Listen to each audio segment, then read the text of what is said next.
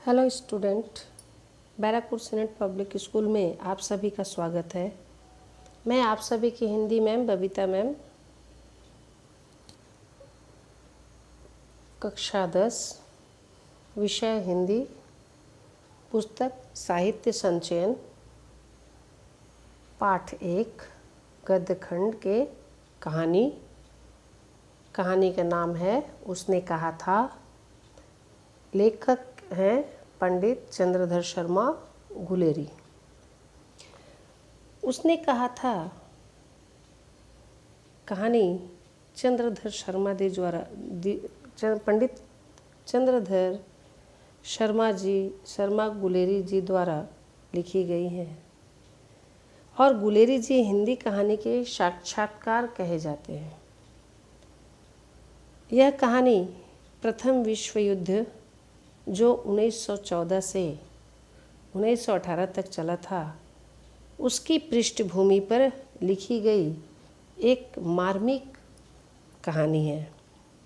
इसका कथानक प्रेम, त्याग और कर्तव्य निष्ठा को केंद्र में रखकर बोला गया है।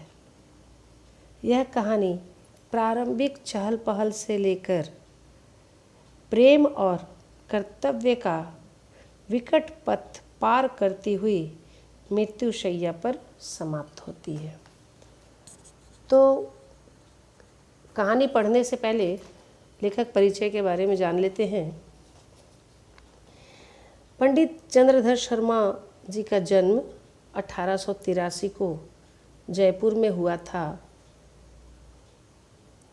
बचपन से उन्होंने अपने विद्वान पिता से संस्कृत पढ़ी और 5-6 वर्ष की अवस्था में उन्हें 300-400 श्लोक तथा अष्टाध्यायी के 2 अध्याय कंठस्थ थे।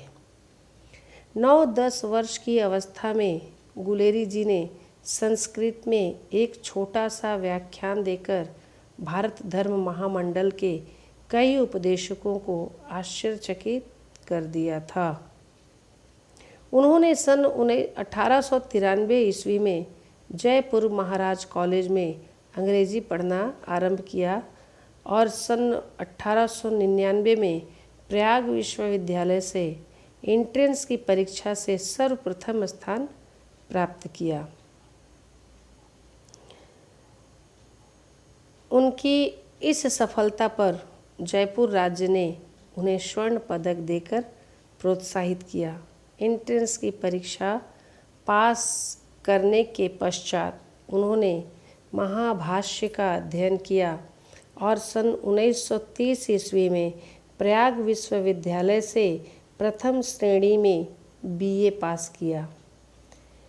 इस बार उन्हें पुनः जयपुर राज्य में स्वर्ण पदक और बहुत सी पुस्तकें पुरस्कार में प्राप्त हुईं।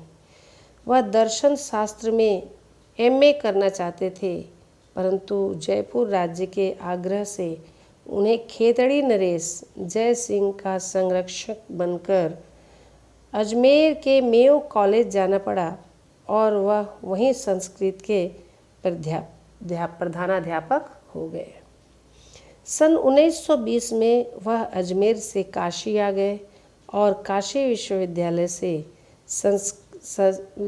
में संस्कृत विभाग के अध्यक्ष हो गए, पर 2 वर्ष तक कार्य करने के पश्चात सन 1921 ईस्वी में मात्र 39 वर्ष की अल्पावस्था में उनका स्वर्गवास हो गया। गुलेरी जी कई विषयों के प्रकांड पंडित थे और वैदिक साहित्य, भाषा तत्व, दर्शन व पुरातत्व आदि विषयों का उन्होंने गंभीर अध्ययन किया था। साथ ही उन्हें अंग्रेजी, जर्मन, फ्रेंच, संस्कृत, प्राकृत, पाली, बंगला और मराठी भाषा का भी अच्छा ज्ञान था। उन्हें किसी भी प्रकार का आडंबर रुचिकर न था और वह साहित्य के मौन साधक थे तथा आजीवन उसके विद्यार्थी बने रहे। गुलेरी जी प्राचीन भाषाओं, भाषा विज्ञान, पुरातत्व, इतिहास और साहित्य के गंभीर विद्वान थे, पर उन्होंने स्वतंत्र रूप से कोई ग्रंथ न लिखकर पत्र पत्रिकाओं में ही अपनी रचनाएं प्रकाशित करवाई हैं। कछुआ, धर्म, आरेसी, मोही, कोठाऊं, पुरानी हिंदी आदि उनके निबंध विशेष रूप से प्रसिद्ध है। सुखमय जीवन उसने कहा था और बुद्धू का कांटा नामक 3 कहानियाँ भी उनकी प्रसिद्ध है और इसका संग्रह प्रयाग विश्वविद्यालय के ओरिएंटल विभाग ने गुलेरी जी की अमर कहानियाँ नाम से प्रकाशित किया है। गुलेरी जी ने जयपुर से समालोचक नामक पत्र भी प्रकाशित किया था और सामाजिक विषयों पर उनके निबंध इसी रूप में प्रकाशित हुए हैं। पाठ का सारांश। पाठ का नाम है उसने कहा था और पाठ का सारांश कुछ इस तरह है। इसमें कहानीकार के अनुसार अमृत शहर के बम्बू काट वालों या जिनके अंतवान शब्द जुड़ा हुआ है उनकी जुबान चाबुक की तरह चलती है। उनके लिए हर उम्र का राहगीर एक ही समान होता है। उम्र दराज लोगों के लिए भी उनके पास आदर सूचक शब्द नहीं होता। घोड़ा गाड़ी यानी बम्बू काट के सामने आने वाली एक माँ सरीखी औरत को भी ये गाड़ीवान नहीं छोड़ते। रास्ते से हटाने के लिए इनकी जुबान की मीठी छुरी किस प्रकार चलती है इसका नमूना इन पंक्तियों में दिखता है। हट जा जीने जोगिए, ए हट जा अर्थात तू जीने योग्य है।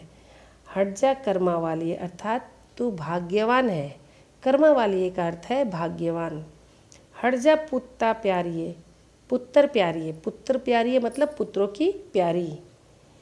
इस प्रकार व्यंग्यवाणों से ये बम्बू काट वाले आम आदमी को बेधते रहते हैं जैसे कि वे सड़क के कोतवाल हैं।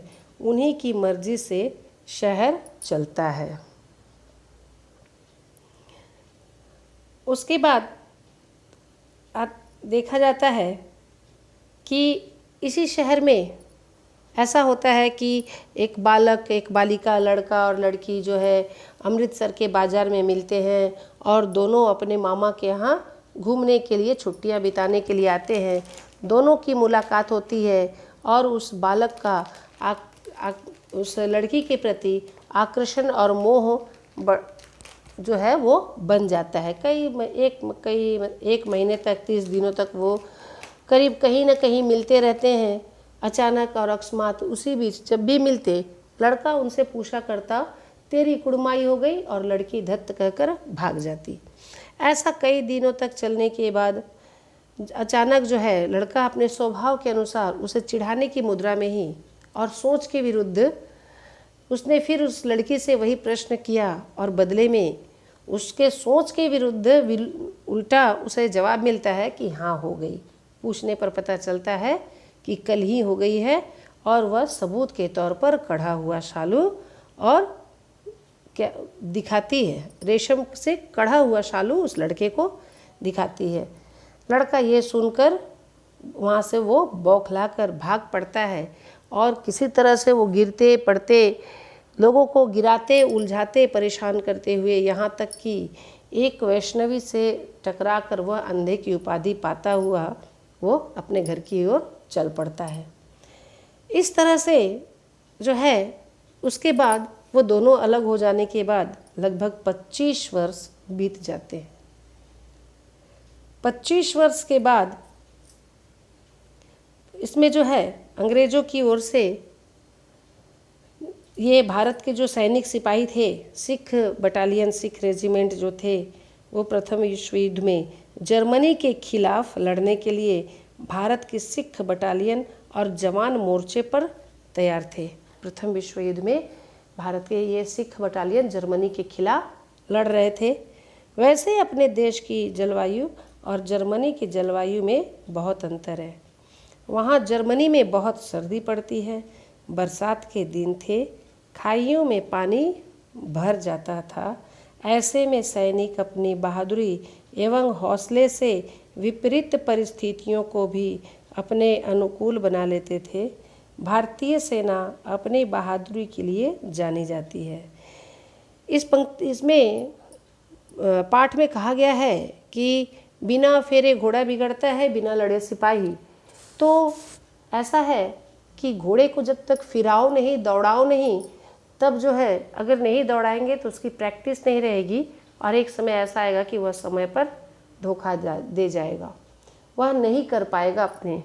ठीक उसी तरह से सिपाहियों को भी हमेशा युद्ध की प्रैक्टिस करनी पड़ती है। अभ्यास जो है वो बहुत ज़रूरी है। इसीलिए कहा गया है कि बिना फेरे घोड़ा बिगड़ता है और बिना लड़े सिपाही। अर्थात कहना है कि अभ्यास जो है वो ज़रूरी है। और इसमें भारतीय सैनिक जो है बहादुरी के साथ जर्मनी के विरुद्ध में उन लोगों का सामना कर रहे थे। उसमें भी सिखों का कहना भी क्या है, वे लड़ने के लिए जाने गए हैं। सिख जो होते हैं बहुत ही साहसी और बहादुर होते हैं। दुश्मन सैनिकों से दो चार करने के लिए गए हैं, पर खंदक गड्ढे में पड़े पड़े वे लड़ नहीं पा रहे हैं और इस बात का उन्हें मलाल है, अफसोस है। ऊपर से जाड़ा और खंदक में भरा पानी और कीचड़ कोड़ में खाज की तरह कष्टकर प्रतीत हो रहा है। युद्ध के मोर्चे पर शत्रु सेना की ओर से जबरदस्त उस तरफ से गोलाबारी हो रही है, जिससे पूरी खंदक जो है वो हिल जाती है और खंदक के बाहर जरा सी कूहनी या साफा निकाला कि उसी को लक्ष्य करके दनाती हुई गोली या गोला, बम का गोला वो आता है।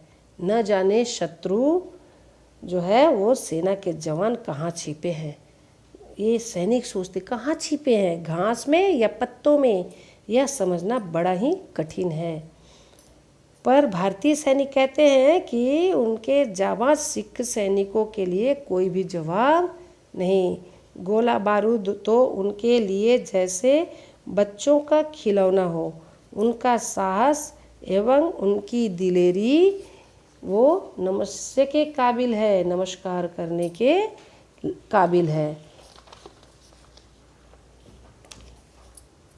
उसके बाद जो है लेखक इस तरह से वो युद्ध का जो है वातावरण चलता रहता है और उसी में वो लहना सिंह का जो है वो हजारा सिंह सूबेदार, उसके पुत्र जो उसका पुत्र बोधा सिंह वो बीमार है और वह जो है उस बोधा सिंह की माँ सूबेदारनी को वह उसे उसकी प्राण की और उसके पति हजारा सिंह की प्राणों की रक्षा करने का वचन देता है।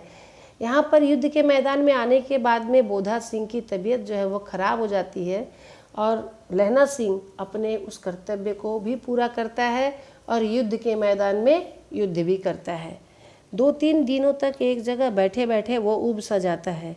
उसी में उन लोगों के रेजिमेंट में ही लहना सिंह के और एक साथी हैं, उनका नाम है वजीरा सिंह, जो उस पलटन का विदूषक का काम करता है, अर्थात लोगों का मनोरंजन करता है।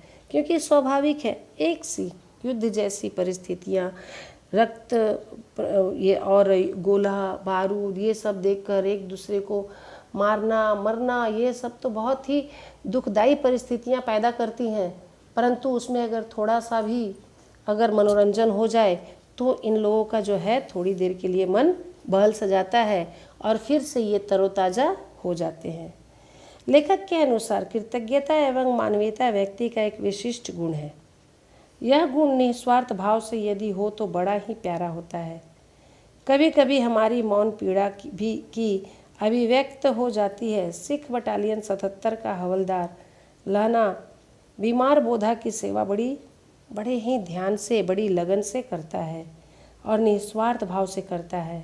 स्वयं सर्दी खाते हुए अपना कोट और कंबल वह बोधा को उड़ा देता है, क्योंकि बोधा ठंड से कांप रहा होता है। वह संतुष्ट है कि वह किसी को दिए वचन का निर्वाह कर रहा है। यह बात बोधा नहीं जानता है, अतः वह कह उठता है कि भाई तुम अपने शरीर का भी ख्याल रखो, मेरे लिए इतना कुछ करते हो, मैं सब समझता हूँ। भाई, इस प्रदेश में स्वास्थ्य की रक्षा करना बहुत ज़रूरी है। तुम अपना कंबल मुझे दे देते हो, स्वयं कीचड़ में सने रहते हो। इस हाड़ कंपा देने वाली सर्दी में निमोनिया हो सकता है, फिर तेरी देखभाल कौन करेगा? निमोनिया से मरने वालों को मुरब्बे नहीं मिलते, पर लहना तो दूसरी चीज़ का बना है। वह भीतर से फौलाद है। वह कहता है, बोधा, मेरी मौत इतनी शानदार होगी कि जिसकी कल्पना भी तुम नहीं कर सकते। मेरे लिए तुम्हें चिंतित होने की ज़रूरत नहीं। मैं अपने गांव में मरूंगा और उस वक्त मेरा सिर मेरे भाई कीरत सिंह की गोद में होगा। अपने आंगन में लगाए आम के वृक्ष की छाया तले मेरी मौत होगी। इस प्रकार के आत्मगौरव एवं आत्मबल का उदाहरण विपरीत परिस्थितियों में बहुत कम देखने को मिलता है।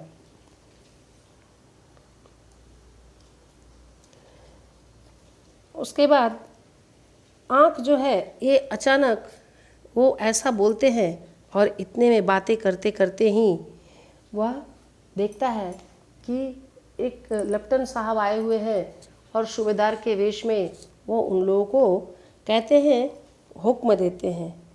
कहा जाता है कि प्रेम और युद्ध में सब जायज़ है। इसी कथन की सार्थकता इस अंश में दिखती है कि युद्ध कला के अनुसार शत्रु सेना को भ्रमित कर धोखा देना शत्रु की एक चाल होती है। लेफ्टिनेंट साहब वेश बदलकर सूबेदार हजारा सिंह के वेश में आता है, वेश बदलकर आता है और सूबेदार हजारा सिंह को हुक्म देता है। इसी चाल को सार्थक करने के लिए नकली लेफ्टिनेंट साहब बनकर एक अधिकारी आया और खंदक में मोर्चा संभाले सैनिकों को दूसरी ओर जाने का आदेश दिया। उसकी चाल ढाल, कटे बाल देखकर जागरूक लहना सिंह को उसकी चाल समझ में आ गई। उसके बाद जो है, जब उसकी चाल उसे समझ में आ गई, तब वह सोचने लगा कि हम लोगों के लेफ्टिनेंट साहब और इस लेफ्टिनेंट साहब में तो ज़मीन आसमान का अंतर है। हमारे साहब के लंबे बाल कहाँ चले गए? हो सकता है उन्हें बाल कटवाने की फुर्सत मिल गई हो। फिर बाल तो अस्थाई पहचान नहीं है, क्योंकि 5 साल से लहना अपने साहब की हर गतिविधियों को देखते आया है। उसके और लेफ्टिनेंट साहब के बीच में कोई भी तालमेल नहीं बैठता है। लगता है कुछ दाल में काला है, ऐसा लहना सोचने लगता है। और लहना सिंह पलक झपकते ही सब समझ गया और उसकी चेतना, विवेक जो है, उसने बहुत बड़े खतरे को अंजाम तक नहीं पहुंचने दिया। क्या हुआ यही कि लेखक जो है वे कहते हैं कि असली एवं नकली की पहचान के लिए कोई एक मानक, मतलब पहचान एक ऐसा है कि एक आदत जो उसके बारे में जानकारी, ये बहुत ज़रूरी है। लहना सिंह उस नकली लेफ्टिनेंट साहब की पहचान के लिए उसे अपने शब्द जाल में फंसा लेने में सफल होते हैं। वह यूं ही एक कल्पित शिकार कथा की चर्चा करता है। लेफ्टिनेंट साहब को याद दिलाता है कि पिछले वर्ष हम लोग जगाधारी जिले में शिकार करने गए थे, जहाँ रास्ते में मंदिर से जल चढ़ाने के लिए आपका खान सामा चला गया था। साहब ने हाँ कहा और सामने से आने वाली नीलगाय के वो बड़े बड़े सींग थे, लगभग 2 फुट के तो होंगे ही। लेफ्टिनेंट साहब क्या जाने कि मुसलमान मंदिर में जल नहीं चढ़ाते, या नीलगाय की सींग 4-5 इंच से बड़ी नहीं होती, छोटी छोटी होती है।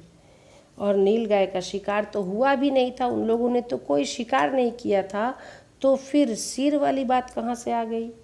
लेफ्टिनेंट साहब की स्वीकारोक्ति ने लहना सिंह के शक को, संदेह को सच्चाई में बदल दिया और जैसे ही लहना सिंह पूरा उसे सच्चाई पता चली, वैसे ही उसने क्या किया, देरी नहीं की और तुरंत अपने विवेक से एक बड़ी घटना को टालने में सफल हो गए।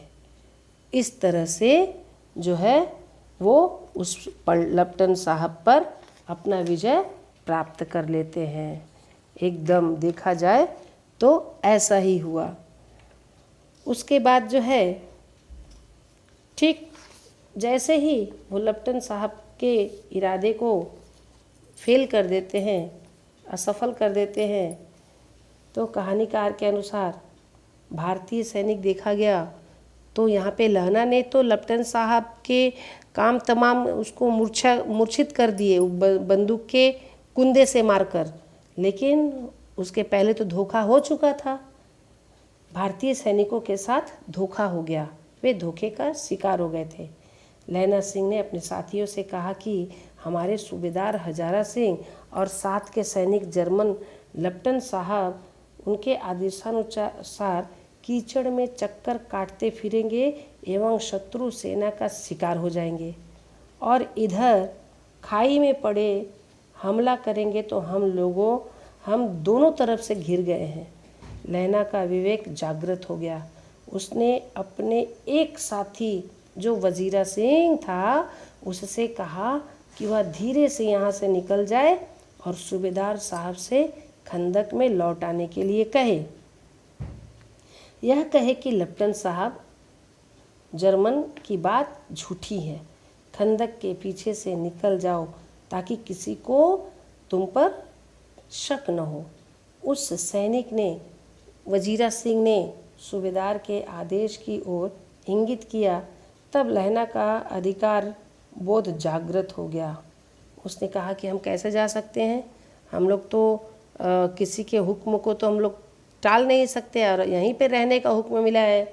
तब जो है लहना अपने अधिकार का उपयोग करता है और वह हुक्म देता है कि मैं यहाँ भी सबसे बड़ा हूँ, अधिकारी हूँ, इसलिए मैं हुक्म देता हूँ कि तुम यहाँ से जाओ और सबको खबर दो और लेकर आओ। और उसने कहा कि जाओ, यह हुक्म जमादार लहना सिंह को का है जो इस समय यहाँ का सबसे बड़ा अधिकारी है। सेना में अपने अधिकारी के आदेश की अवमानना ये अनुशासनहीनता होती है, डिसिप्लिन से बाहर। फिर वह लप्टन साहब की खबर लेने का, उन्हें उनकी औकात बताने का निर्णय लेता है। जो जर्मन आए थे वह उसके बारे में बताते हैं कि अब इसे मज़ा चखाना चाहिए। उसके बाद जो है वो क्या करते हैं, उसे भेजकर और लप्टन साहब को बातों में फुसलाकर उस पर कुंदे से प्रहार करते हैं, जिससे कि वो क्या होता है, लप्टन मूर्छित हो जाता है, बेहोश हो जाता है।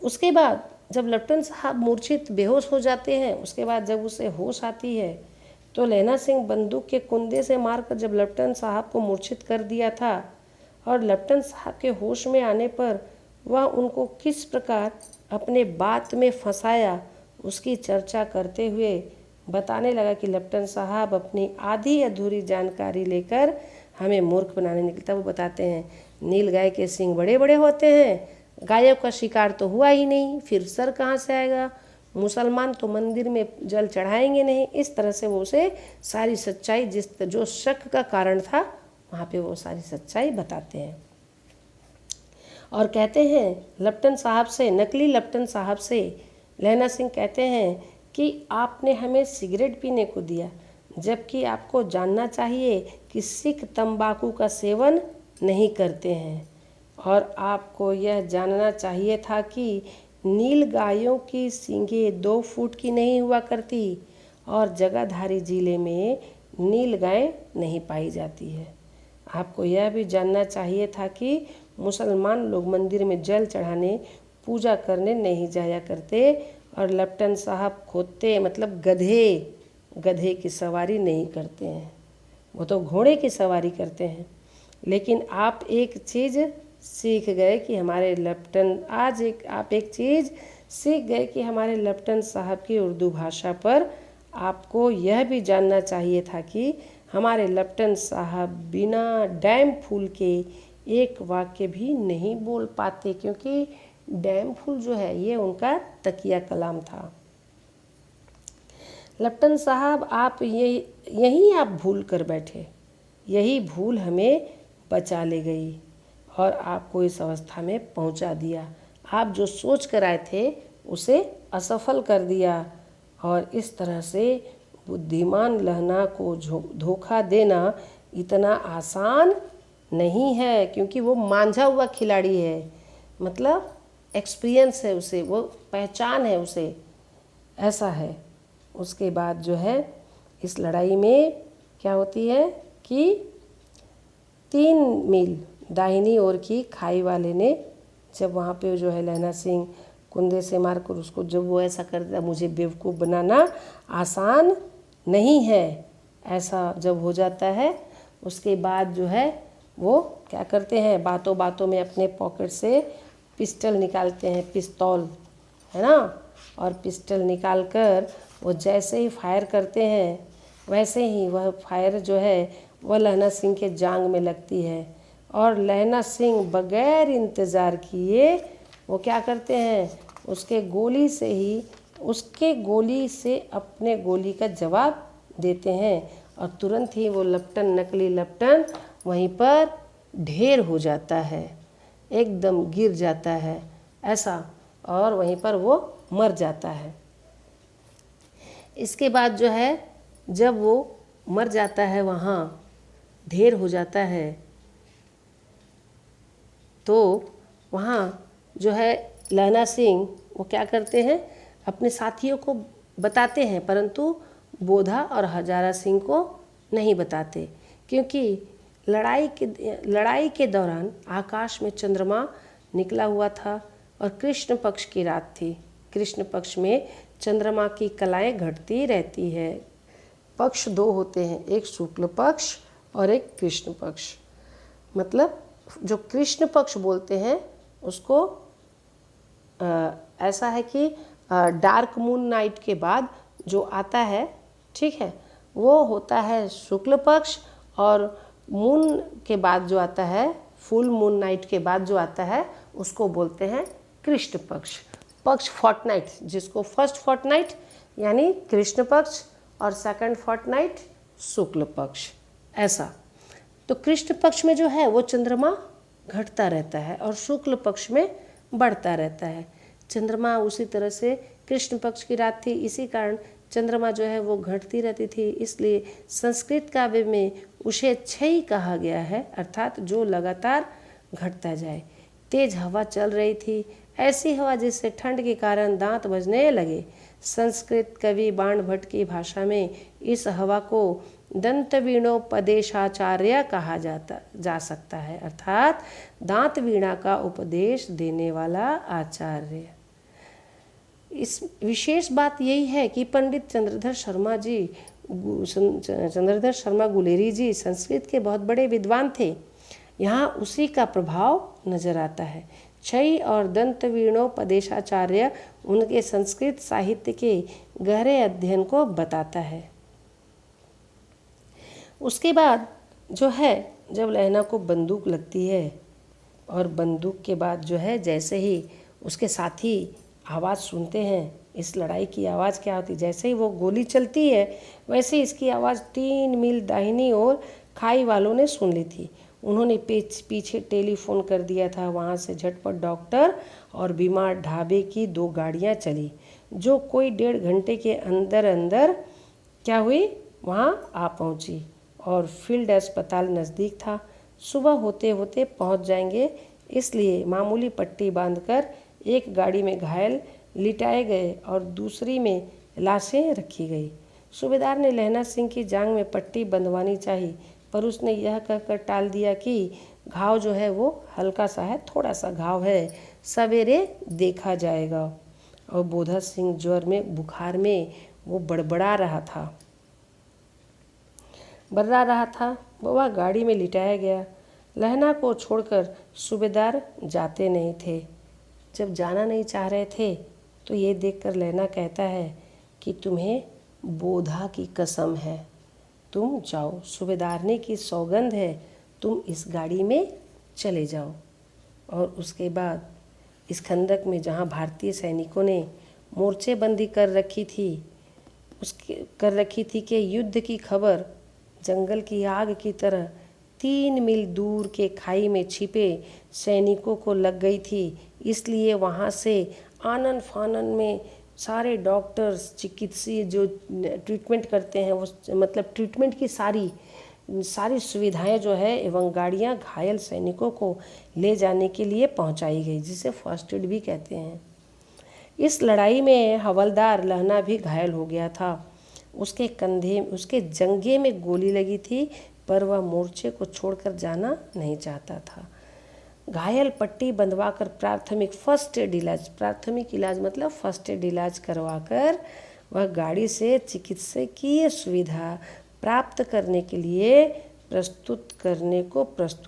प्रस्थान करने को जाने को वो तैयार हो रहे थे। सूबेदार हजारा सिंह लहना सिंह की मरहम पट्टी करवाना चाहते थे, पर लहना ने कहकर मना कर दिया था कि उसके घाव गंभीर नहीं है, सवेरे तक देखा जाएगा। और गाड़ी में बीमार बोधा सिंह को वह जो है उसे चढ़ाया गया। वह जो है उसे बहुत बोधा सिंह को बहुत ज़्यादा बुखार था, इसलिए वह बुखार के उसमें वह अनाप शनाप बक रहा था। सूबेदार हजारा सिंह जो है वो लहना सिंह को छोड़कर गाड़ी से जाना नहीं चाहते थे, लेकिन बोधा और सूबेदारनी की सौगंध दिलाकर लहना ने उन दोनों बाप बेटों को युद्ध के मोर्चे से सुरक्षित स्थान में भिजवाकर जो है अपनी चैन की सांस ली, यह कहते हुए कि जब घर जाना तो सूबेदारनी से कह देना कि जो उसने कहा था वह मैंने पूरा किया। ऐसा इसके बाद जो है जब अंत समय आता है, और अंत समय के समय जो है वो सारी चीज़ें एक पिक्चर की तरह उसके आँखों के सामने, लहना सिंह के आँखों के सामने वो घूमने सी लगती है। जैसे ही ये लोग जाते हैं वैसे ही लहना सिंह वजीरा सिंह से कहता है कि वह लेट कर आता है और वजीरा सिंह से पीने के लिए पानी मांगता है।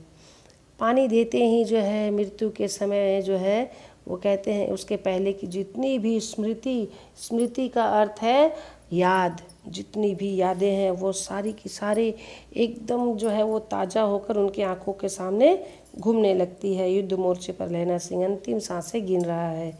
उसके मानस, उसके याददाश्त पर जो है उसके दिमाग में वो जो है 25 वर्ष पहली घटना घटी जो यादें थी वो अचानक उसके दिमाग में कौंध सी जाती है, आ जाती है। किस प्रकार उस 8 वर्ष की सिख बाला से एक दुकान पर लहना सिंह से मुलाकात हुई थी जब वह अपने मामा के घर गया हुआ था। चलते चलते लड़की को छेड़ते हुए उसने कहा था, तेरी कुड़माई हो गई। लड़की धत्त कहकर भाग जाती है। उससे मुलाकात का सिलसिला आरंभ हो जाता है। समय बीतते लड़की वाली बात आई गई हो जाती है, वह भूल जाता है। सिख बालक लहना अब 77 राइफल्स सिख बटालियन में भर्ती हो जाता है। युद्ध के मोर्चे पर जाने के लिए उसी बटालियन के सूबेदार ने लहना को पत्र लिखा कि मोर्चे पर उन्हें भी जाना है, वह हमारे घर आ जाए, हम साथ साथ चलेंगे। लहना सूबेदार हजारा सिंह के घर पहुंचता है। सूबेदार जो है वह लहना सिंह को बहुत मानता था। सूबेदार घर के भीतर से वापस आकर कहता है कि लहना, सूबेदारनी तुम्हें पहचानती है। ऐसा हुआ सूबेदारनी और कोई नहीं, वही बालिका थी जिसे लहना ने बचपन में यह कहा था कि तेरी कुड़माई हो गई। समय भी क्या क्या रंग दिखलाता है। बालेपन की प्रीति और टूटी कड़ियाँ जो है फिर से जुड़ जाती है। उसके बाद जो है मनुष्य की सारी योजनाएं और उसका चिंतन प्राय उल्टा ही हो जाता है। कर्ता के मन में क्या है यह कोई नहीं जानता। लहना ने ऐसी मृत्यु की कल्पना नहीं की थी जो उसे युद्ध के मोर्चे पर मिली। मृत्यु पूर्व स्वप्न चल रहा है। लहना अपने मामा के यहाँ गया है। वहीं एक दुकान पर 8 वर्षीय सिख बाला से मुलाकात होती है। परिचय का सिलसिला आरंभ होता है। बात आई गई होती है।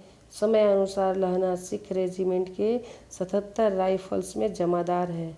मोर्चे पर जाने के लिए उसी के रेजिमेंट के सूबेदार हजारा सिंह का पत्र आता है कि हमारे घर आ जाओ, हम साथ ही लाम पर युद्ध के वहाँ जो है जहाँ सभी इकट्ठे होंगे वहाँ जाएंगे। लहना हजारा के घर पहुँचता है और तब जो है वो सूबेदारनी उसे पहचानते हुए कहती है, चलते चलते वह कहती है कि मेरे पति हजारा सिंह और बेटा बोधा सिंह उसी रेजिमेंट में है। मैं बड़ी अभागी हूँ, कई बेटों में यही एक बचा है। सूबेदारनी अपनी आंचल पसार कर लहना से अपने पति एवं पुत्र की रक्षा की भीख मांगती है, उसे यह याद कराते हुए कि बचपन में तुमने मेरी कई बार जान बचाई है, इनकी भी रक्षा करना, यही मेरी तुमसे चाहत है। लहना 25 साल पूर्व सुखद घटनाओं की स्मृति भंवर में चक्कर लगाने लगा और मन ही मन बालेपन की प्रीति को निभाने का उसने संकल्प लिया था।